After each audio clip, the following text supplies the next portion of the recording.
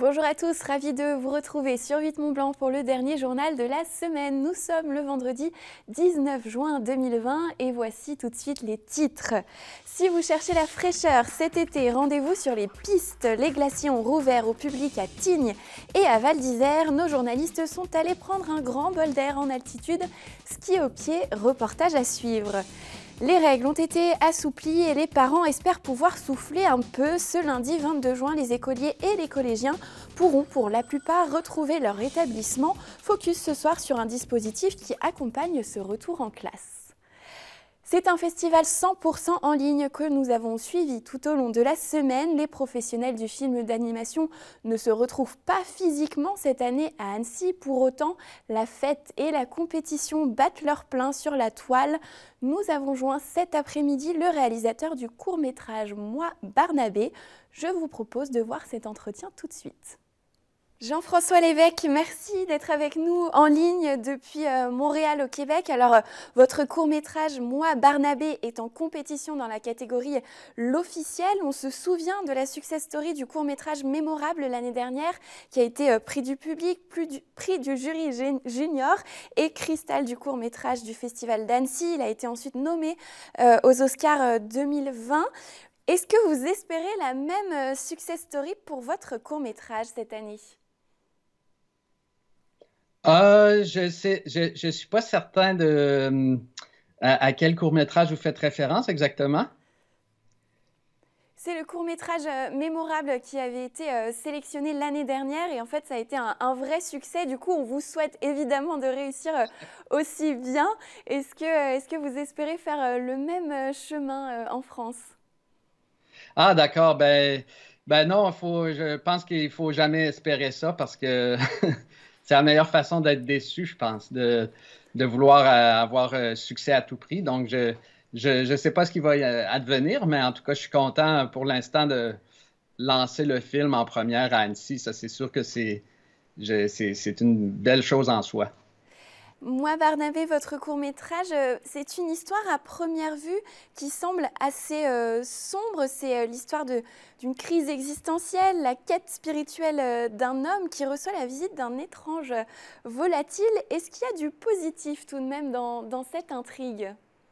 Ah, ben oui, il y a énormément de positifs. En fait, c'est justement, c'est tout le paradoxe de l'histoire qui finalement met en scène un homme qui est aux prises finalement avec son propre ego, ou on pourrait dire aussi ses propres démons intérieurs. Donc, à travers le film, ben, il fait tout un travail finalement d'intégration pour à la fin finalement vivre une transformation. Puis à la fin du film, il est dans un état de conscience complètement différent. Donc, c'est très lumineux parce que c'est justement, il y a un renversement au cours du film. Donc, c'est plein d'espoir. On ne dévoile pas la fin, évidemment, mais est-ce qu'on peut voir votre court-métrage en intégralité sur le site du festival, puisque le festival est 100% en ligne. Est-ce qu'on peut le visionner ? Oui, absolument. Oui. Je crois qu'il est dans la catégorie, dans le bloc court-métrage numéro 2. Donc, il est disponible du 15 au 30 juin pendant le festival et puis tout le monde peut le visionner à partir de leur salon dans le monde entier, c'est une bonne nouvelle. Et oui, puisque cette année, c'est une version 100% en ligne de ce festival. Alors, vous êtes loin, très loin d'Annecy, mais est-ce que les bonnes ondes de ce festival vous parviennent tout de même ? Oui, je pense qu'on se sent quand même, je me sens quand même dans un festival parce qu'à chaque jour, je regarde des blogs de courts-métrages et puis finalement, je suis déjà allé, j'ai participé 2 fois, c'est-à-dire une fois avec un court-métrage en 2009. Je suis allé à Annecy. Puis après, je suis retourné en 2010 seulement comme festivalier. Donc, je peux un peu m'imaginer ce que ça pourrait être d'être sur place. Donc, à quelque part, je vis le festival de façon intérieure. Eh ben, on vous souhaite bonne chance. En tout cas, dans cette compétition, le palmarès sera dévoilé ce samedi 20 juin. Merci beaucoup, Jean-François Lévesque, d'avoir été avec nous sur 8 Mont-Blanc. D'accord, ben merci, au revoir. Depuis quelques jours déjà, les accros de la neige ont pu retrouver les pistes de ski, celles du glacier de Val d'Isère en Savoie. En effet, chaque jour depuis l'ouverture du domaine skiable d'été, plusieurs centaines de personnes viennent profiter des 6 pistes ouvertes au public. Emmanuel Jaude et Andrea Deconche étaient sur place très tôt ce matin. Reportage. À plus de 3000 mètres d'altitude, les skieurs retrouvent la glisse et la neige. Il faut dire qu'après une saison d'hiver qui s'est finie pour le moins abruptement, nombreux sont ceux qui avaient eu du mal à accepter le fait de devoir ranger les skis. Déjà un peu frustré du ski d'hiver cette année, ça s'est arrêté un petit peu vite et puis c'est un peu l'opportunité de pouvoir venir faire un saut à Val d'Isère. Il y a la piscine, il y a pas mal de choses, c'est assez chouette, c'est proche du parc de la Vanoise, c'est assez joli pour faire pas mal de choses et de pouvoir skier, c'est facile pour nous dans l'organisation. Au-delà des acharnés, l'ouverture du glacier a permis de rassembler de nombreux clubs et équipes nationales. Ce vendredi, ils représentent en effet la grande majorité des usagers des pistes. Il faut dire que pour eux, skier l'été fait partie intégrante de leur formation. L'été, ça nous permet de faire des exercices qu'on n'a pas le temps de faire l'hiver. L'hiver, on est sous pression à cause des compétitions. Et là, en fait, on fait nos gammes l'été. On réapprend à skier, on apprend à skier juste pour être performant après l'hiver. Les sensations sont bonnes, on vient de reprendre le ski parce qu'on avait quand même eu une période où on n'a pas pu skier pendant longtemps. Donc ça fait vraiment plaisir d'être sur les skis et de pouvoir entre guillemets, réapprendre à skier suite à cette longue période sans ski, quoi, ouais. Pour autant, la crise sanitaire a laissé des traces. Et si aujourd'hui le village, comme les pistes de Val d'Isère, reprennent vie, il faut désormais savoir s'adapter à un contexte qui reste particulier. Alors on a un quota, on peut accueillir jusqu'à 500 personnes. Là, quand on avait les équipes de France et puis l'ENSA, ce que je vous expliquais, les gens qui viennent faire leur formation pour devenir moniteur de ski, là on a atteint ces quotas. Là on est redescendu à plus autour de 200 personnes. Et puis maintenant la clientèle de skieurs individuels arrive. Donc voilà, on a 200, 300 personnes par jour sur le glacier. Il reste encore donc quelques semaines pour profiter de la neige d'été en Haute-Tarentaise. Après quoi, c'est sur la nature, le cyclisme et la randonnée que miseront les professionnels du tourisme pour attirer la clientèle estivale. La saison de ski d'été débute également à Tignes ce samedi 20 juin avec l'ouverture du glacier de la Grande Motte à 3456 mètres. Cette ouverture du glacier concerne aussi bien les équipes et les clubs de ski que le grand public. Les piétons pourront également accéder au pied du glacier et admirer la vue depuis la terrasse panoramique du téléphérique. Précision de Frédéric Porte, directeur général de Tignes Développement, au micro de Thibaut Cordier. Le glacier ouvre comme prévu le 20 juin, donc très bientôt. Les conditions sont plutôt très bonnes, puisque le niveau d'enneigement est supérieur à l'année dernière. On a enregistré des très bons, des très forts cumuls de neige tout l'hiver. Et en plus, avec les récentes précipitations, les conditions d'enneigement pour les skieurs devraient être excellentes. Alors, il y aura évidemment des mesures barrières qui vont être mises en place, notamment le port du masque, les distances. Alors le port du masque pour tout le monde jusqu'à 11 ans. Et puis dans le funiculaire. Et puis du gel mis à disposition effectivement dans l'ensemble de nos espaces d'accueil. Au niveau des conditions d'accès, de réservation, ça sera ouvert à tout le monde. On a un début de saison qui nous permet d'accepter, d'accueillir à la fois les visiteurs, les touristes, les sportifs, les clubs. Donc une ouverture grand public dans d'excellentes conditions a priori.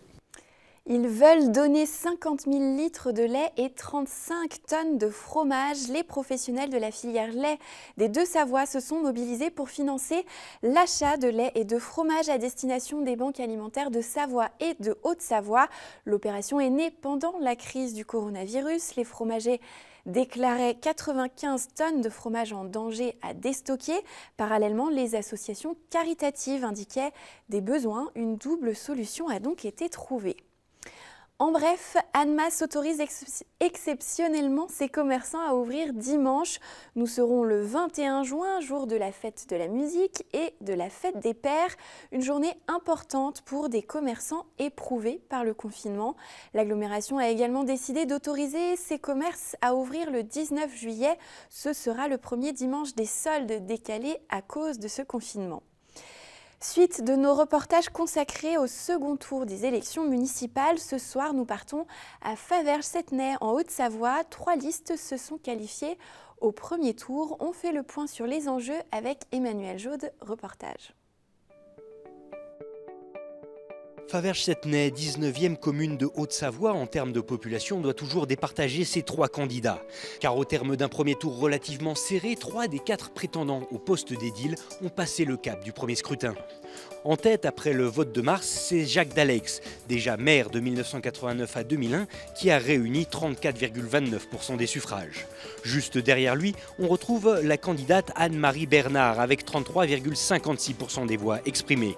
Et c'est donc Marcel Cataneo, maire sortant, qui complète le podium et pour qui 27,5% des Favergiens avaient voté lors de ce premier tour. Une triangulaire qui s'annonce donc disputée, appuyée par de nombreux projets portés par les candidats.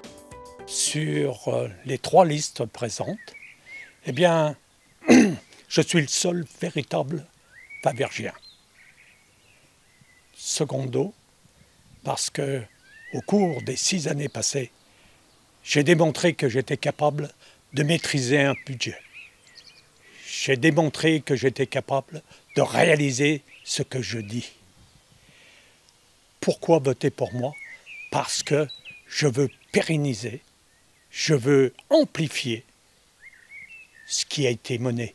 Tous ces projets que nous avons essayé de mettre en place, il faut les poursuivre. Voilà pourquoi il faut voter pour moi. Le projet urbain, la Forge, notre centre culturel, la maison France Service, l'agrandissement, modernisation de notre EHPAD, une création de cité senior avec une résidence senior. Voici en quelques mots résumés les grands projets structurants. Bonjour, je m'appelle Anne-Marie Bernard, je me présente aux élections municipales sur Faverges-Settenay. J'y habite depuis 24 ans, j'aime cette commune, j'ai envie en tout cas de défendre ses intérêts. J'ai une équipe en tout cas jeune autour de moi, dynamique, qui a des compétences et qui a vraiment envie d'œuvrer pour l'intérêt général. On a beaucoup travaillé sur une méthode plus participative que ce qu'on a pu connaître jusqu'alors. On a envie de beaucoup associer les habitants. On a envie de défendre en tout cas certaines thématiques qui nous sont chères. Défendre en tout cas l'intérêt des personnes, défendre l'environnement, la protection de l'environnement, l'économie. On est vraiment sur ces domaines-là. Voilà.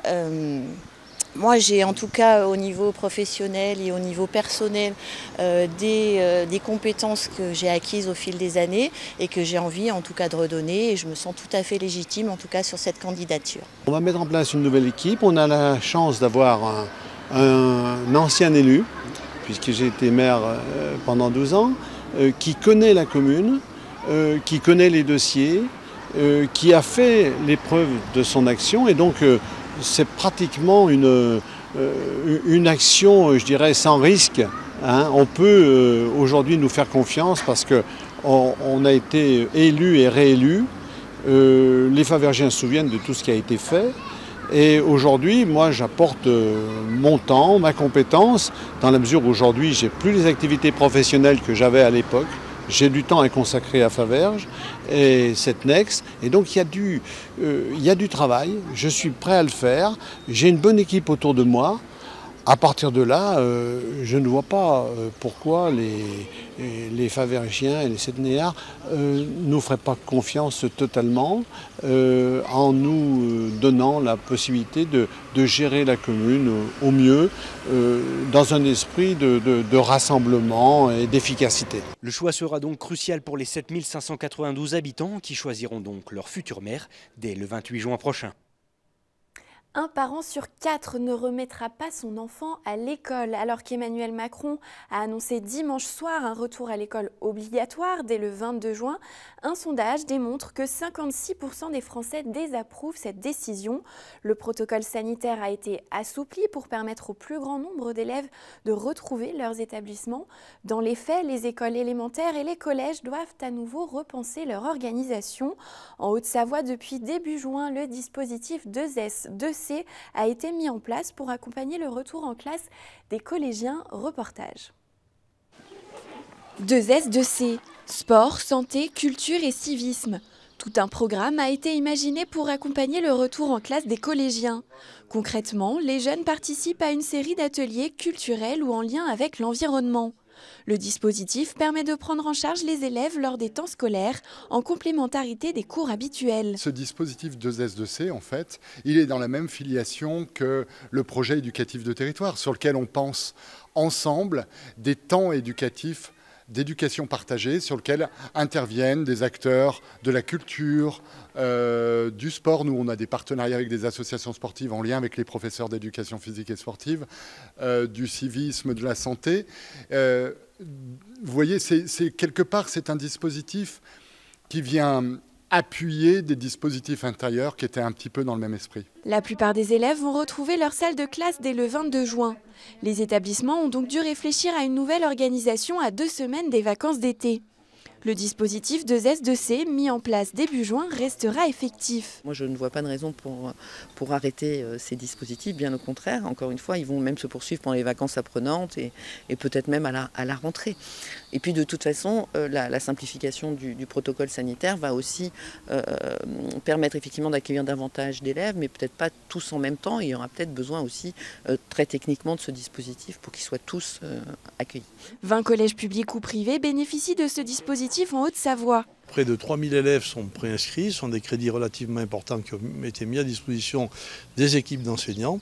C'est près de 100 000 € qui ont été affectés à cette opération et ça nous permet aussi de financer des associations qui sont nos relais du quotidien en matière de culture, d'environnement ou de sport.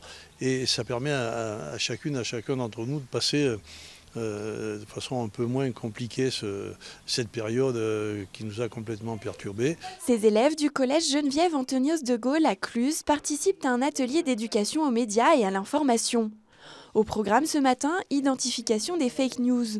On a vu comment savoir si les informations qu'on voit sur les réseaux sociaux, si c'est des fake news ou si c'est vrai.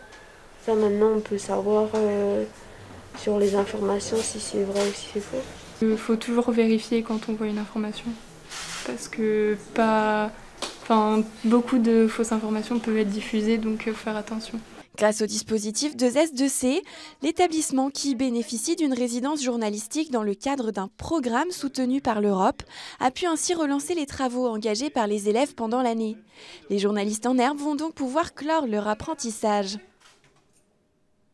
Camille Copin m'a rejoint sur le plateau puisque nous sommes vendredi. Vendredi, c'est les sorties de Camille. Salut Camille. Salut Victoria.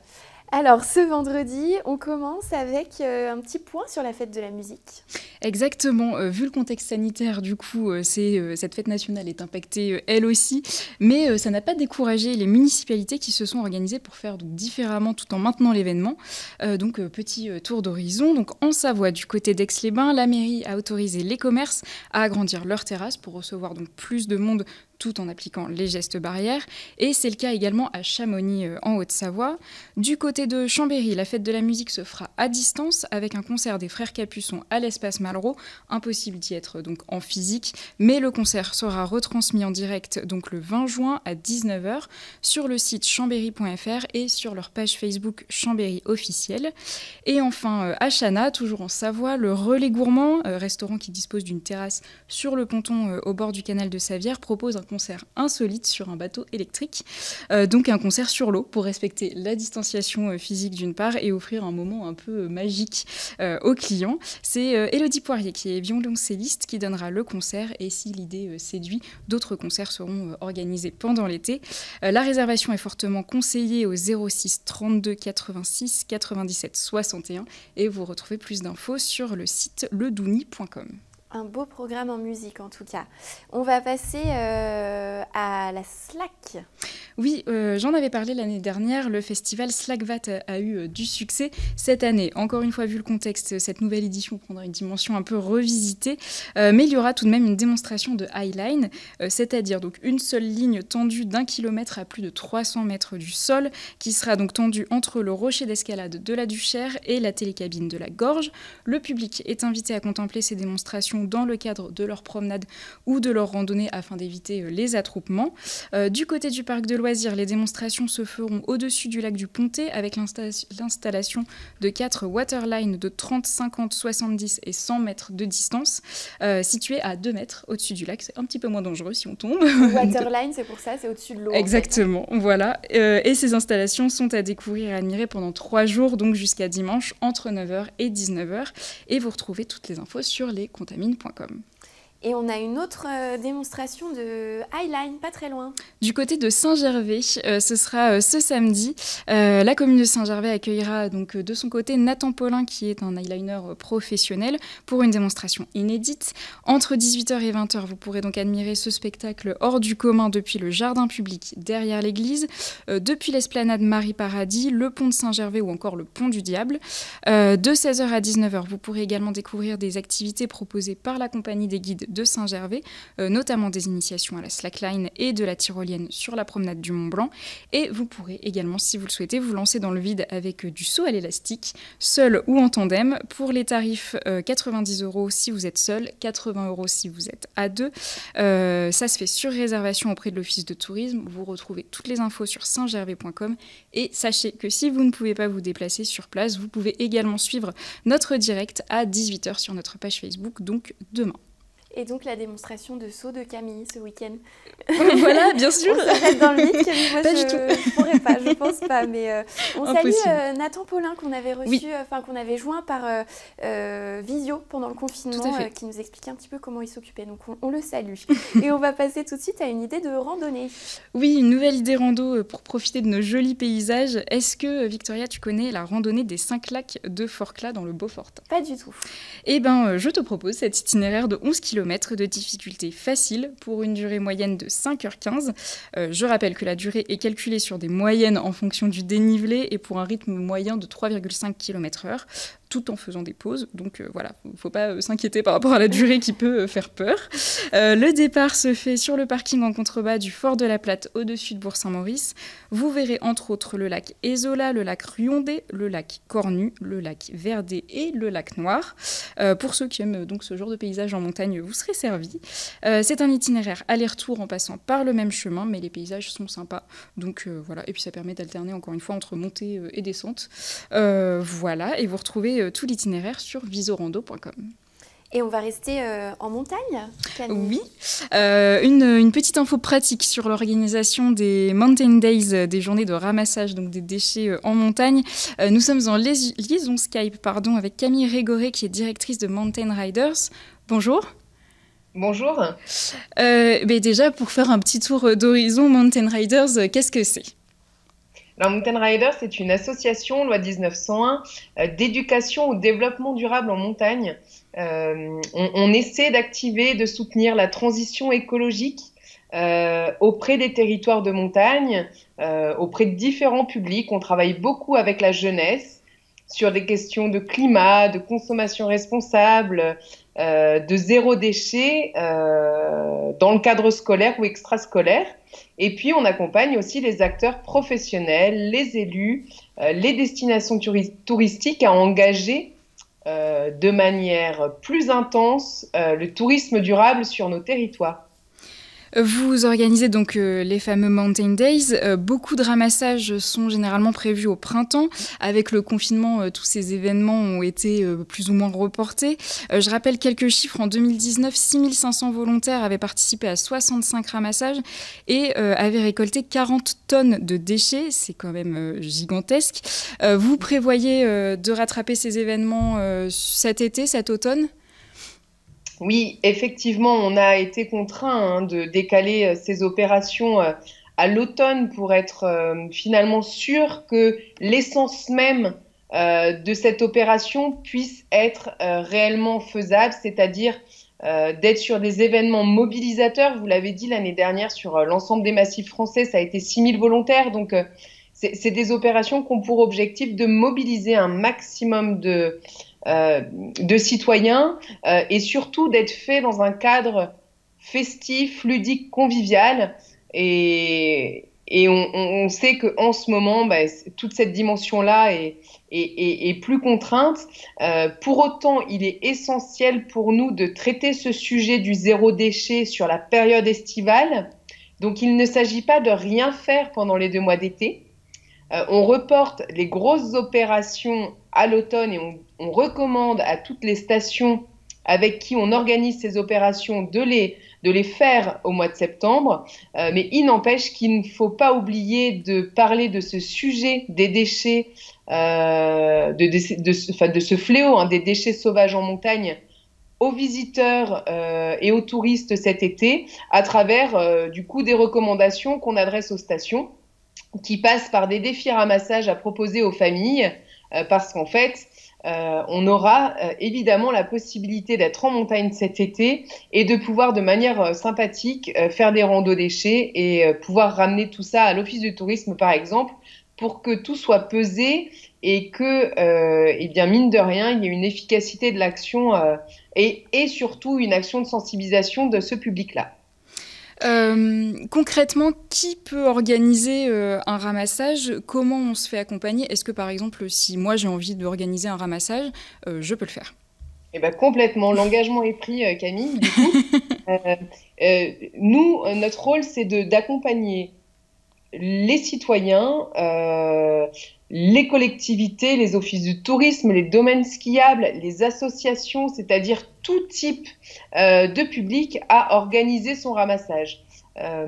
Et nous, c'est notre objectif, c'est de vous donner tous les outils, les bons conseils et d'aller jusqu'à même, avec vous sur le terrain, organiser l'opération pour pouvoir à la fois agir très concrètement sur l'enjeu de réduction de ces déchets sauvages, mais surtout d'être en mesure de mettre un dispositif de sensibilisation parce que l'enjeu pour nous tous, c'est que demain la montagne soit propre, mais que surtout elle ait été au service de nos modes de consommation et l'objectif est donc de ne pas créer ces déchets, de réduire les déchets à la source. Et c'est là toute l'importance de nos messages.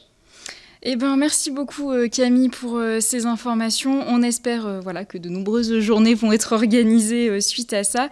Et puis si vous, à votre échelle, donc en randonnée ou en balade, vous tombez sur des déchets que vous pouvez facilement emporter avec vous, n'hésitez pas à le faire. Chaque petit geste compte. Merci beaucoup Camille. Merci.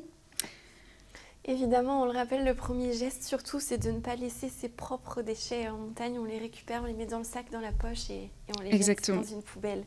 Une dernière info, Camille, une ouverture très attendue. Oui, vous le savez, les cinémas rouvrent leurs portes dès ce lundi 22 juin. Les règles sanitaires sont scrupuleusement respectées, avec un taux de remplissage limité à 50% pour respecter une place vacante entre chaque personne. Évidemment, si vous venez à plusieurs au sein d'une même famille, vous pouvez être assis ensemble. Il faudra juste laisser une place de chaque côté de votre groupe. Vous retrouvez toutes les infos auprès de vos cinémas habituels. Et puisqu'on parle projection Victoria, le Festival d'Annecy va tout de même proposer des séances de films en plein air cette année, en complément de l'édition numérique. Donc dès 22h la semaine prochaine, vous pourrez retrouver dans divers lieux de l'agglo d'Annecy certains films comme Les Croods, La Reine des Neiges 2, Tout en haut du monde, Your Name ou encore la fameuse Invasion des ours en Sicile. Les projections sont gratuites et la météo devrait être avec nous pour une fois. Donc on en profite tout en respectant évidemment les gestes barrières. Et vous retrouvez toutes les infos de programmation sur annecy.org. On va peut-être aller chanter devant la Reine des Neiges, du coup, Camille. Moi, je suis prête, j'y serai. C'est mardi soir, la Reine des Neiges. Rendez-vous est pris. Merci beaucoup, Camille, pour tous ces bons plans. Nous vous souhaitons un très bon week-end. C'est la fin de cette édition. Merci pour votre fidélité. Merci à toute l'équipe mobilisée tout au long de la semaine. On se retrouve lundi pour de nouveaux JT. Très bonne soirée.